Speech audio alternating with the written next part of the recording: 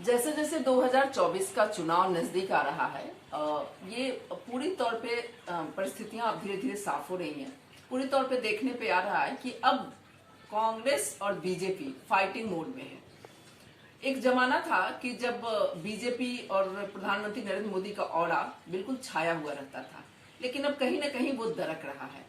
जिस तरह से कांग्रेस का सोशल विंग अब देखें हम तो जिस तरह से काम कर रहा है, जिस तरह से भारत जोड़ो आंदोलन के बाद राहुल गांधी की इमेज साफ हुई है, लोगों से कनेक्टिविटी उनकी बढ़ी है, जमीनी स्तर पे जिस तरह से कांग्रेस ने काम किया है और उसके साथ साथ जिस तरह से सोशल मीडिया के मंच पे भी काम किया है, उसका असर अब दिख रहा है। अब ऐसा नहीं है कि केवल वही इमेज राहुल गांधी की है जो पप्पू की इमेज, एक प्रायोजित इमेज हम कहेंगे, तैयार की गई थी। अब कांग्रेस का आईटी सेल भी प्रधानमंत्री के उस तरह के भाषणों को कलेक्ट करके, संसद में दिए गए उनके पुराने नेताओं के भाषण को कलेक्ट करके जिस तरह से सोशल मीडिया पर रख रहा है और जिस तरह से स्थितियां सामने दिख रही हैं, अब ये कहा जा सकता है कि बीजेपी कहीं न कहीं 2024 के चुनाव को लेकर के कांग्रेस के ऑरा के बीच घिरने लगी है और अब वो उस तरह से राह आसान नहीं है जिस तरह से पहले बीजेपी के लिए हुआ करती थी। एक समय था कि जब बीजेपी को लोग एनडीए को बहुत कम जानते थे। अटल बिहारी वाजपेयी के समय में एनडीए की बात होती थी, लेकिन अब केवल प्रधानमंत्री नरेंद्र मोदी का चेहरा ही काफी होता था। लेकिन अब देखने में आ रहा है कि किस तरह से गठबंधन की राजनीति को बीजेपी फिर से धार दे रही है।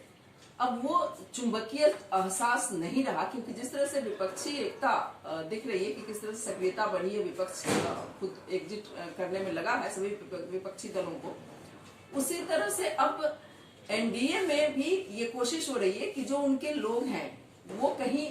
भागम भाग न मचे। तो उनके लिए जो बीजेपी के बड़े नेता हैं वो खुद जमीन पे उतर चुके हैं। वो हरियाणा की बात हो या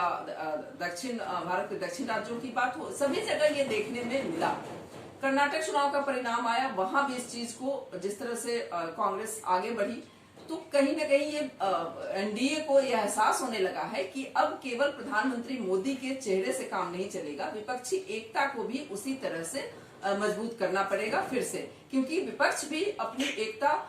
मजबूत कर रहा है, विपक्ष भी अपनी एकता को जो है बनाए हुए है। इसके लिए इस उदाहरण हम कह सकते हैं कि अभी ओम प्रकाश राजभर की उत्तर प्रदेश की अगर बात करें तो बेटे की शादी हुई, तो किस तरह से स्पेशल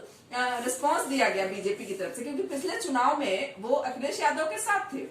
तो कहीं ना कहीं अब लग रहा है बीजेपी को जो उनके पुराने लोग हैं, जो उनसे कभी जुड़े हुए थे, वो अब फिर से उनसे दूर न चले जाए। ये कोशिश है भारतीय जनता पार्टी की कि एनडीए जो है, एनडीए का कुनबा और मजबूत हो, क्योंकि विपक्षी एकता का जो दबाव हम कह सकते हैं वो एनडीए पे पड़ रहा है और इसके लिए उनकी कोशिश है कि उनकी एनडीए की एकता भी और मजबूती के साथ आगे बढ़े, क्योंकि इस 2024 का चुनाव जो है सामने आ रहा है और ये जो राहुल गांधी की इमेज हो या फिर कर्नाटक चुनाव परिणाम का